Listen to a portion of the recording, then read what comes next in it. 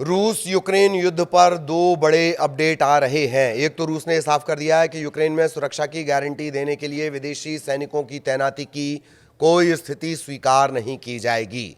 लेकिन अगला और बड़ा अपडेट वो बहुत ज़्यादा इंपॉर्टेंट कि पुतिन ज़ेलेंस्की से मिलने और बात के लिए भी तैयार हो गए हैं।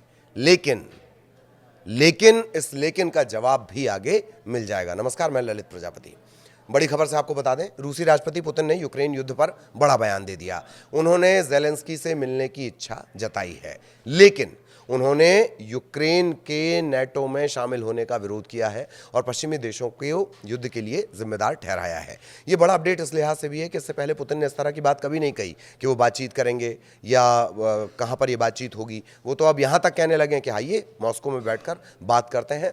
लेकिन अब जब वो ये बात कह रहे हैं तो क्या ये माना जाए कि जो ये तकरीबन 3 साल से जो युद्ध चला आ रहा है ये ख़त्म हो जाएगा, जिसमें हज़ारों लोगों की जान दोनों तरफ से जा चुकी है?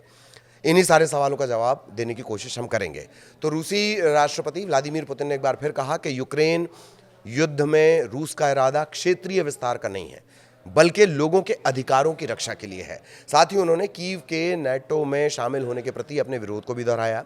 वहीं यूक्रेन के राष्ट्रपति ज़ेलेंस्की से मुलाकात को लेकर भी उन्होंने बड़ी बात कह दी। उन्होंने कहा कि वो ज़ेलेंस्की से मिलने के लिए तैयार है। इससे पहले उन्होंने कभी ये नहीं कहा था और यही वजह है कि इसे बड़े बयान के तौर पर, बड़े अपडेट के तौर पर देखा जा रहा है। तो उन्होंने कहा है कि वो ज़ेलेंस्की से मिलने के लिए तैयार हैं, लेकिन क्या उनसे मिलने का कोई मतलब है, वो ये सवाल भी उठाते हैं। साथ ही कह रहे हैं कि अगर वो शांति के लिए मिलना चाहते हैं तो मॉस्को आए, मतलब वो जगह भी बता रहे हैं। अगर ज़ेलेंस्की शांति बहाली के लिए मिलना चाहते हैं तो वो मॉस्को आए। पुतिन ने कहा कि वो इस बात को मानते हैं कि हर देश को अपनी सुरक्षा गारंटी चुनने का अधिकार है, जिसमें यूक्रेन भी है। लेकिन उन्होंने जोर देकर कहा कि ये सिद्धांत रूस की सुरक्षा पर भी लागू होता है। यूक्रेन को अपनी सुरक्षा के बारे में चिंता करना चाहिए, लेकिन रूस भी तो अपनी सुरक्षा की चिंता करेगा। यानी अगर यूक्रेन नेटो की रट लगाए रहेगा तो रूस भी अपनी सुरक्षा को लेकर इसी तरह से आक्रामक रहेगा। पुतिन ने यह भी साफ कहा कि हम यूक्रेन के नाटो में शामिल होने के खिलाफ हैं और ये चेतावनी दी कि गठबंधन का पूर्व की ओर विस्तार रूसी हितों के लिए खतरा है।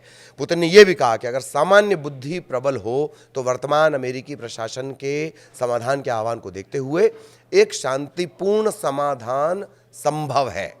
मतलब अमेरिका जिस तरह से कोशिश कर रहा है, ट्रंप जिस तरह से कोशिश कर रहा है, उसको लेकर वो कह रहे हैं।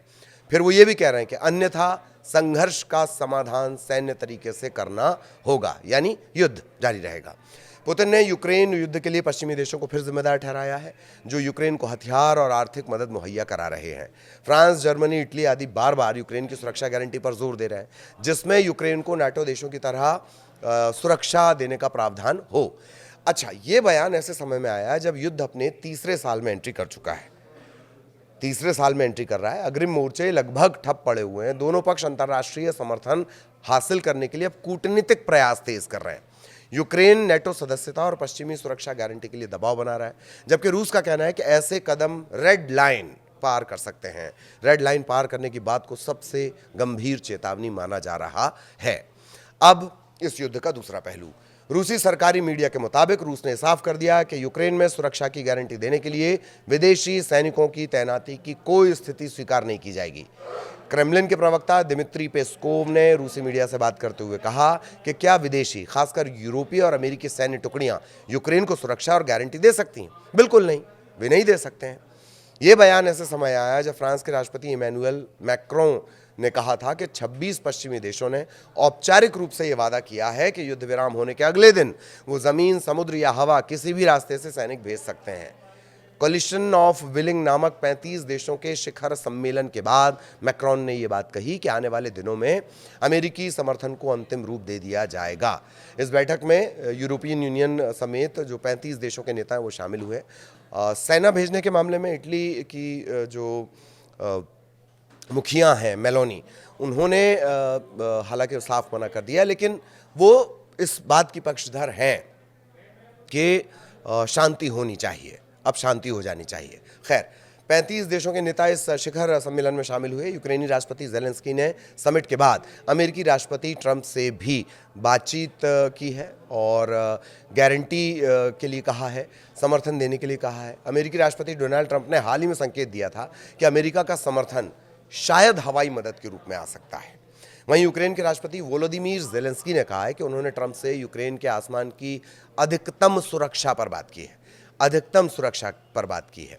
यूरोपीय अधिकारियों का कहना है कि यूक्रेन में शांति अभी दूर की कौड़ी लगती है, लेकिन वो युद्ध खत्म होने के बाद किसी भी इमरजेंसी के लिए तैयार रहना चाहते हैं। वे मानते हैं कि इस प्रयास से यूक्रेन को अपने समर्थन का भरोसा वो दिला सकते हैं। साथ ही उम्मीद करते हैं कि ट्रंप उनके फैसलों में शामिल होंगे। इस बैठक में यूरोपीय देशों के अलावा कनाडा, ऑस्ट्रेलिया और जापान भी शामिल हुए। इस गठबंधन ने कई बार सैन्य और राजनीतिक स्तर पर बैठक की है, लेकिन अब तक कोई विस्तृत योजना सार्वजनिक नहीं की गई है।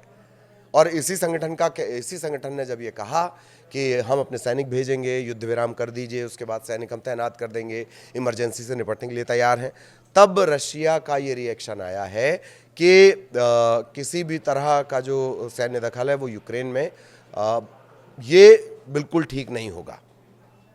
रशिया का ये कहना है कि ये बिल्कुल ठीक नहीं होगा और इसको लेकर रूस सहमत नहीं है। और दूसरी बड़ी बात कि जो पुतिन ने कही है कि हाँ, वो ज़ेलेंस्की से बात करने के लिए तैयार हैं और मॉस्को आए, बात करें। लेकिन वही है जिसे हम अब तक ये बोलते रहे कि रूस सशर्त युद्ध को रोकना चाहता है, रूस अपनी शर्तों पर युद्ध को रोकना चाहता है। तो वो जो शब्द है अब वो कहाँ तक आया है कि ज़ेलेंस्की आए, लेकिन इसके बाद जो रूस कह रहे हैं वो हमने आपको बताया कि नेटो का सदस्य आप नहीं बनेंगे, सैन्य दखल बर्दाश्त नहीं किया जाएगा। आगे भी इससे जुड़ा अपडेट आप तक पहुंचाएंगे। नमस्कार।